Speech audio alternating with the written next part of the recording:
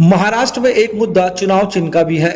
सितंबर महीने में शरद पवार ने सुप्रीम कोर्ट में याचिका दायर की कि एनसीपी के दोनों गुटों को नए नए चुनाव चिन्ह दिए जाए।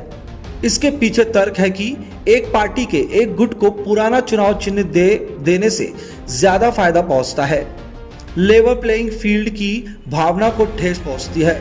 तो शरद पवार चाहते हैं कि महाराष्ट्र विधानसभा चुनाव से पहले दोनों पार्टियों को यानी कि दोनों एनसीपीओ को नए चुनाव चिन्ह दिए जाए, लेकिन इस चुनाव में ऐसा नहीं हो सकेगा को दे दिया। लेकिन लोकसभा चुनाव में ट्रम्पेट जो है वो भी सिंबल कोई इंडिपेंडेंट कैंडिडेट को दे दिया था। इससे ज्यादा वोट उस इंडिपेंडेंट कैंडिडेट ने लिए थे।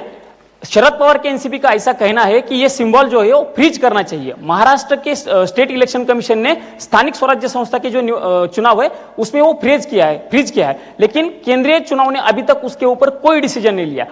एनसीपी का जो सिंबल है मैन ब्लोइंग तुरी,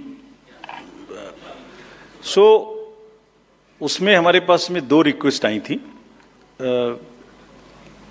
एनसीपी एसपी से।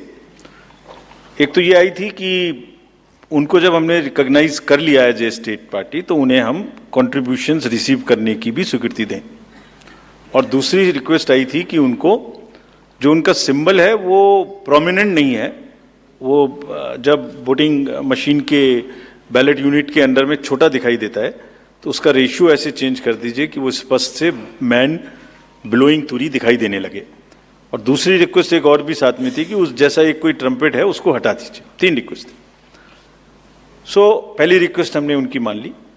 हमने उन्हें उसी दिन ऑथराइज कर दिया था कि आप ड्यूली कंट्रीब्यूशंस ले सकते हैं, subject to the disclosures which every political party has to do.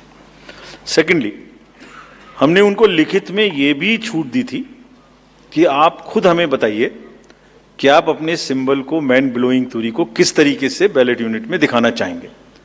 तो उन्होंने कहा था हम इस तरह से दिखाना चाहेंगे। एक दो चॉइस दी थी, जो उनकी पहली चॉइस थी वो हमने मान ली। सो इस इलेक्शन में उनका सिंबल वुड भी ज्यादा दिखाई देगा, मतलब प्रोमिनेंटली दिखाई देगा। तीसरी रिक्वेस्ट थी वो एक ट्रम्पेट है इस टाइप की, जो कि मैन ब्लोइंग तुरा से बिल्कुल डिफरेंट है। तो कमीशन ने उसी दिन बताया था कि वो उससे डिस्टर्ब नहीं करता है। So all the three have been accepted, that is one.